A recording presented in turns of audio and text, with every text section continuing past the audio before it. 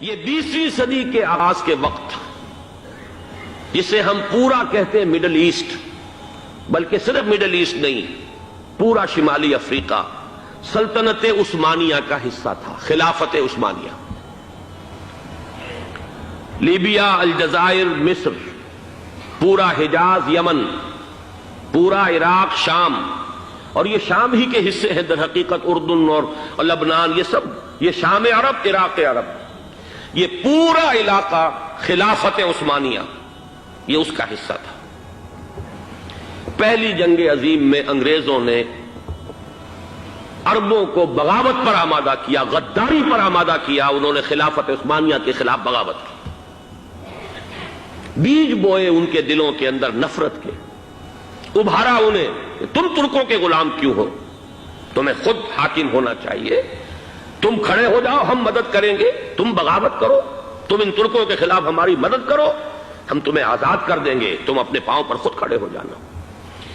یہ بہت ہی ہمارے لیے دردناک المیہ ہے اس پہلی جنگ عظیم کا۔ کرنل لارنس جیسا شخص، برطانوی استعمار، اور اس کے نتیجے میں عربوں نے بغاوت کی۔ اور اس قدر دردناک بات آپ کو بتا رہا ہوں، میں پہلی مرتبہ جب سن 62 میں حج کے لیے گیا مدینہ منورہ میں، ابھی وہ ریل کے انجن کھڑے ہوئے تھے۔ یہ ترکی کے زمانے میں، سلطنت عثمانیہ کے زمانے میں بغداد سے مدینے تک ریلوے لائن تھی۔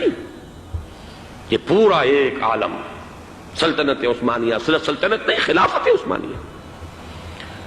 پوری ٹرینیں جو ہے ترکوں کی اڑائی گئی، ہزاروں ترکوں کو شہید کیا گیا، یہاں تک کہ صحن حرم میں شہید کیے گئے سینکڑوں ترک۔ یہ جرم تھوڑے نہیں ہے، معمولی نہیں ہے۔ آج جس کی سزا مل رہی ہے، معلوم ہونا چاہیے کہ وہ جرائم کون کون سے تھے۔ اب بھی جو لوگ گئے ہیں انہوں نے دیکھا ہوگا، ترکی کا قلعہ موجود ہے اوپر پہاڑی کے اوپر، حرم کا جو سب سے بڑا دروازہ ہے باب ملک عبدالعزیز، اس کے سامنے ایک لائبریری ہوتی تھی، اب تو غالباً وہ بھی گرا دی گئی ہے، اس کے پیچھے پہاڑی پر ترکوں کا قلعہ ہے پرانا، اس پر توپیں موجود تھیں۔ جب بغاوت ہوئی ہے، جو حرم میں آئے ہوئے تھے ترک فوجی، ظاہر بات ہے نہتے، وہ تو نماز پڑھنے آئے ہوئے تھے، ان کو وہاں ذبح کیا گیا ہے، اور ترکوں نے اپنی توپیں استعمال نہیں کی کہ کہیں بیت اللہ کو کوئی نہ پہنچ جائے۔ بہرحال یہ غداری ہوئی ہے پہلی جنگ عظیم کے دوران، اور نہ صرف ترکوں کے، عربوں نے کی ہے۔ جیسا کہ میں نے کہا تھا، دو ہیں سب سے بڑے مجرم روئے ارضی کے اوپر امت مسلمہ کے طبقات۔ ہمارا پنجابی سپاہی بھی جا کر انگریزوں کی مدد کر کے ایلن بی کو قبضہ جو لے کر دیا بغداد کا، اس میں ہمارے مسلمان پنجابی سپاہی بھی شامل تھے۔ یہ خون چکاں باب ہے ہماری تاریخ کا اس صدی کا۔ لیکن اس کے بعد سلطنت عثمانیہ کے ٹکڑے ہو گئے، چیچڑے ہو گئے۔ ایک انگریز نے لکھا ہے یہ جملہ، زہر میں بجھا ہوا جملہ، کہ تاریخ میں یہ بات ثبت ہو جائے گی کہ ایک انگریز نے اس سلطنت کے ٹکڑے کر دیے کہ جو عمر فاروق نے قائم کی تھی رضی اللہ تعالیٰ عنہ۔ یہ پورا عالم، یہ تمام علاقہ کس نے فتح کیا تھا؟ یہ بات ہاتھ بدل گئے تھے، پھر ترک آ گئے، خلافت عثمانیوں کے پاس چلی گئی، لیکن یہ سلطنت تو حضرت عمر رضی اللہ تعالیٰ عنہ کے زمانے سے چلی آ رہی تھی۔ اس کو ایک انگریز کرنل نے، اور اس نے بغاوت پہ آمادہ کر کے عربوں کو اور ترکوں کے پیٹھ میں چھرا گھپوا کر ان کے ذریعے سے اور ٹکڑے کر دیے۔ لیکن جب جنگ ختم ہوئی، اب انہوں نے کہا کہ اب ہمیں آزادی دیجیے،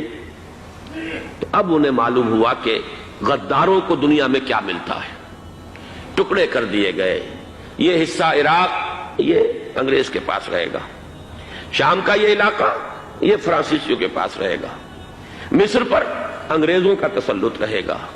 لیبیا اطالویوں کے پاس رہے گا۔ لے دے کر یہ جو علاقہ تھا حجاز، کیونکہ وہاں کچھ تھا ہی نہیں، بوادن غیر ذی زرع،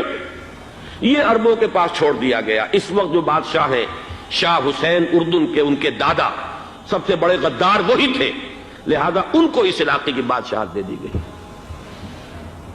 اس کے بعد نجد سے ایک تحریک اٹھی ہے، وہ سعودی جو خاندان ہے وہ نجد سے اٹھا ہے۔ نجد میں اس وقت کچھ بھی نہیں تھا، وہ تو صرف ریت کے تودے تھے اور کچھ بھی نہیں، لہذا ادھر کسی استعماری قوت کو دیکھنے کی ضرورت ہی نہیں تھی۔ وہ تو بعد میں تیل برآمد ہوا اور اس کی حیثیت ہو گئی، اور یہ امارات کا علاقہ جو ہے اس کی دنیا میں اب گویا کہ یوں سمجھیے کہ جو سب سے زیادہ اہم علاقے ہو سکتے ہیں روئے ارضی کے نقشے پر، ان میں سے ایک وہ ہو گیا، لیکن یہ اس وقت کی بات میں کر رہا ہوں، کوئی حیثیت نہیں تھی، لہذا اس کو چھوڑ دیا گیا۔ یہ ہے تاریخی پس منظر، یہ لکیریں جو کھینچی گئی ہیں، یہ ایک ملت اسلامیہ کو جو قومیتوں میں تقسیم کیا گیا، پھر نعرے لگوائے گئے المصر للمصریین الشام للشامیین۔ اب شامی ایک علیحدہ قوم ہو چکے ہیں، مصری ایک علیحدہ قوم ہو چکے ہیں، عراقی ایک علیحدہ قوم ہو چکے ہیں۔ یہ ساری تقسیمیں استعمار کی پیدا کرنا ہے، اس کا کوئی تعلق اسلام کے ساتھ نہیں۔ اب ضرورت تو اس بات کی تھی کہ استعمار کے پنجے جب یہاں سے کچھ ہٹے،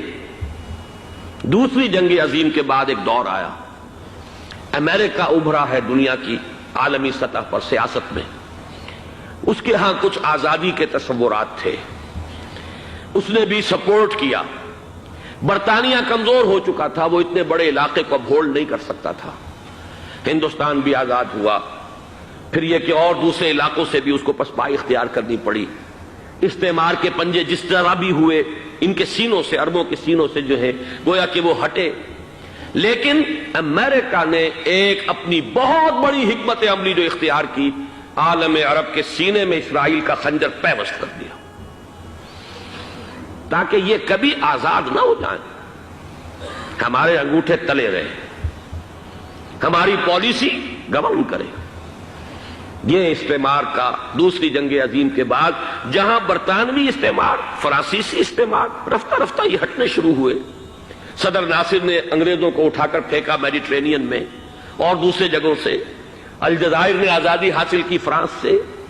اطالویوں سے جو ہے لیبیا والوں نے آزادی حاصل کی، یہ ہو گیا، لیکن ایک خنجر پیوست کر دیا گیا اسرائیل کا سینہ عرب میں۔ اس صورتحال میں ظاہر بات ہے کہ ایک تو بڑی آئیڈیل پوزیشن تھی کہ پورا عالم اسلام متحد ہو، لیکن وہ تو بہت دور کا خواب معلوم ہوتا ہے۔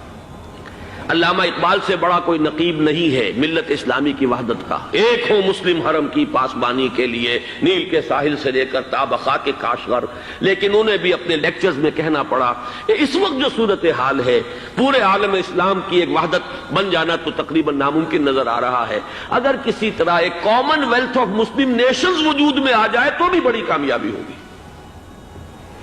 لیکن اس سے بھی پہلے یہ تو زیادہ آسان تھا کہ عالم عرب ایک وحدت کی شکل اختیار کر لے۔ یہ تو ایک قوم ہے، اکثر و بیشتر ایک نسل یا زیادہ دو نسلیں کہتی ہیں، شمالی افریقہ میں بربر نسل بھی ہے، باقی تو سب عرب ہے۔ یہ پورا عالم ایک نسل، ایک زبان، پورے اتنے رقبے کے اوپر بولے جانے والی ایک زبان، یہ تو ایک ہو جائے۔ افسوس یہ ہے کہ اس کا ایک ہو جانا، ایک شخصیت ابھری تھی جو مذہبی مزاج کی شخصیت تھی، جو دینی مزاج کی حامل شخصیت تھی، اگر اس کی قیادت میں عالم عرب متحد ہو جاتا تو واقعتاً ایک بہت بڑا جو ہے مرحلہ وہ طے ہو جاتا پوری عالمی ملت اسلامیہ کی ایک وحدت اختیار کرنے کا۔ وہ شخصیت تھی شاہ فیصل شہید کی، اور اس لفظ کے ساتھ ہی آپ کے ذہن میں آ گیا ہوگا کیوں انہیں شہید کر دیا گیا، کس نے کیا کرایا، کہاں سے تعلیم حاصل کر کے آیا تھا وہ جس نے شہید کیا شاہ فیصل شہید کو، اس کی گردن پر کون سوار تھی، وہ یہودی لڑکی کے جس کے فوٹو بھی شائع ہوئے، ایک گردن پر اٹھائے کھڑا ہوا شہزادہ اپنی ایک یہودی دوست کو، لڑکی کو، اور وہی ہے کہ جس نے جا کر پستول سے شہید کیا ہے۔ جان میں اچھی طرح جان لیجئے، جیسے بارہا میں نے عرض کیا ہے کہ حضرت عمر کو شہید کرنے والا کہنے کو ابو لولو فیروز تھا، لیکن اس کے پیچھے پورا ایرانی نسل پرستی کا جو پورا پس منظر ہے، اسے تو ہر شخص جس کی ذرا بھی نگاہ جو ہے جو صرف منظر کو نہ دیکھ رہی ہو، پس منظر کو بھی دیکھنے والی ہو، وہ تو جان لے گی کہ ابو لولو فیروز ایک فرد کا نام نہیں تھا، وہ ایران کا انتقام تھا عالم عرب سے۔ بالکل اسی طریقے سے یہ امریکی استعمار کا ہتھ کنڈا تھا، اسے محسوس ہوا۔ شاہ فیصل مذہبی مزاج کا شخص یہ ابھر رہا ہے، اور یہ شاہ فیصل کی حکمت عملی کا ذرا آپ اندازہ کیجئے۔ لاہور میں سمٹ کانفرنس ہوئی، اس میں وہ آئے، سب سے ٹاورنگ پرسنالٹی پورے اس وقت عالم اسلام کے اندر شاہ فیصل کی تھی، اور وہ گویا کہ ایک بہت ہی جس کو کہا جائے کہ ایک بہت ایلڈرلی، ایک بزرگانہ ایک شخصیت جو ہے، اور انہوں نے اپنے دولت کے دروازے، عرب میں وہ مشہور تھے کہ